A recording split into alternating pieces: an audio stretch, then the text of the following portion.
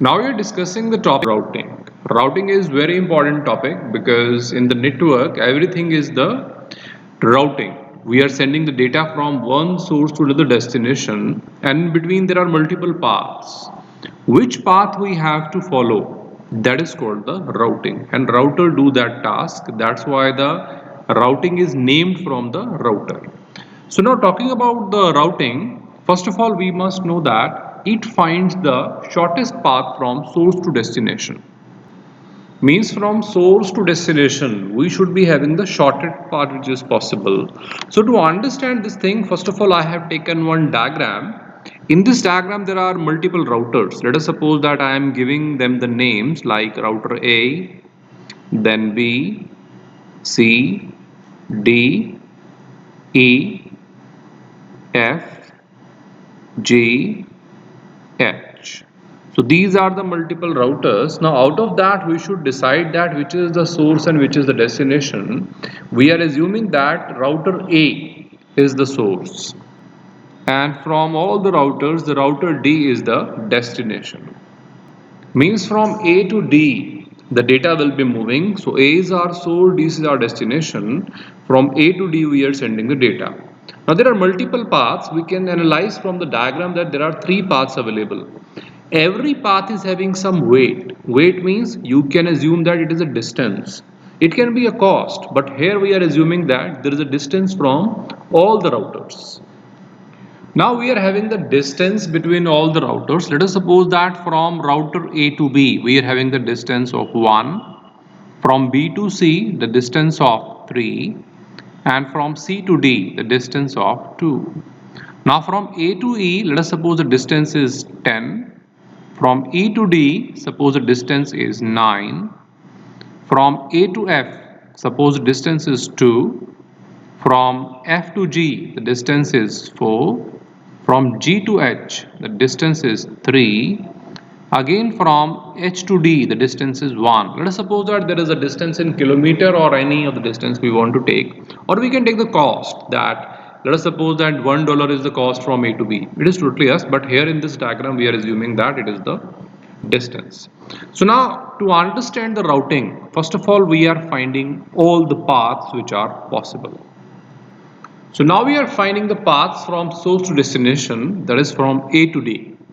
So first of all we are starting with A. Let us suppose that A is the source here. So from A we are starting. We are taking the first path. We know that from A to B this path is going.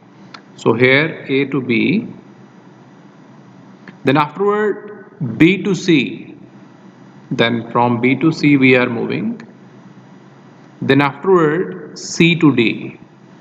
So here C to D we are moving. So this is our first path which is available. Now if we find out the cost of this path, then we know that from A to B we are having 1. So we are taking 1. Then afterward plus. Then we are having B to C. The cost is 3. So 3 we have taken. Then afterward C to D, there is one more cost which is 2. So these three costs we have taken 1, 3 and 2, and that cumulative cost is equal to 6.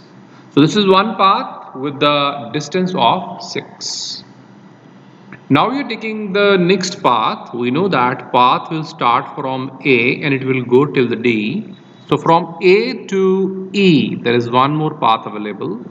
So we are taking A to E. Then afterward E to D, there is looks like a shortest path because you can see that only one router is coming in between. But if we go with the normal cost or the distance, because we are assuming the distance here, then you can see that from A to E it is 10. So we have taken 10 plus then E to D which is 9. So 9, that is equal to 19. Now it is much more than the 6. So now we are taking one more path which is starting from A. Now A is the source. So from A to F we are having another path. Now from F to G there is another path. If we move forward, then from G to H another path, and it is like H to D. This is again another path. So it is taking more routers as compared to previous one, but we have to analyze with the cost. That is important thing. Now from A to F, the cost is 2. So here 2 plus. Then from F to G, we are having cost is 4. Then from G to H, the cost is 3. Then from H to D, the cost is 1. Now we have to calculate what is the cost. So it is 10. The cost from A to D through this path is 10. Now you can see that there are 3 possible paths available. One go with the cost of 6, one with the 19 and one with the 10. So if we go with the path 1, you can see that the cost is 6. But in the other places we are having the cost which is 19 and 10. That's why we can say that this 6 is the shortest cost. But we are taking the distance here, or we can say in the kilometer. So 6 kilometer is the minimum distance possible. So here we can say that this one is the shortest path. That means in the diagram, if we will see, then from A to B, then from B to C, and from C to D, this is the shortest path because it contains the minimum distance which is 6. Now this is the first definition of the router, finding the shortest path. But that is not always true. Let us suppose that if I have some shortest path, if I put the GPS on my mobile and there is a shortest path available, afterward what happened? Now there is a congestion in between. Will it be the shortest path? No. Because if congestion is available, I has to take 1 hour for that shortest path. I will take another route. So that is another definition. And before going to another definition, I am first of all giving you the example that path A, B, C, D. This is the shortest path because it contains the 6 as the distance. Now we assume that router C, that is the congested router. So we assume here this router C, here we are having huge congestion available. Now if the congestion at the router C available, and if we go there in the path, then this particular C is having the congestion, which is the shortest path. Now it will take, let us suppose that 30 more minutes as compared to the other routers or other paths. Now we will not take this particular path. So router second definition says that if shortest path is not optimal, then it finds the second best path. So now here is the second thing of router. If shortest path is not optimal means what is good as per me. Let us suppose that there are two parameters, one is cost and one is distance. But if I am taking the distance more, so according to me, it is optimal, it is shortest. But if somebody else is taking the cost and for that some other path is optimal. So as per my thing, I have assumed the distance. So here optimal thing means good as per my choice. So if the shortest path is not optimal, here I have assumed the distance and you can see that out of 6, 19 and 10, 6 is the shortest distance, but it is not optimal, means there is a congestion in between, then it find the second best path. Now we know that out of 19 and 10, obviously this 10 is smaller. So this 10 path will become the next possible path, or we can say that it is the second best path.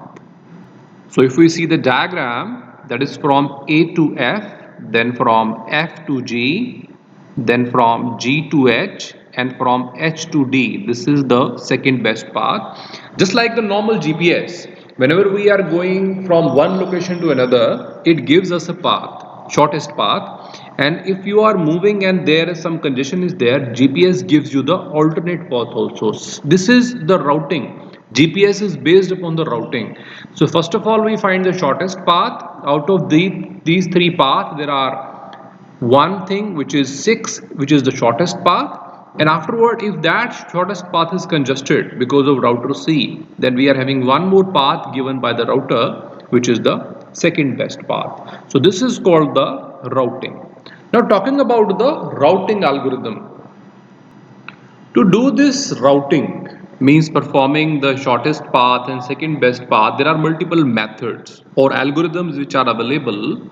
Now those algorithms are called the routing algorithms. So first of all we are having is the optimality principle. Second one is shortest path routing. The next one is flooding. Then distance vector routing. Then afterward is link state routing. And then we are having is hierarchical routing. So these are some routing algorithms by which we can find the shortest path and the second best path. So that is all about the routing.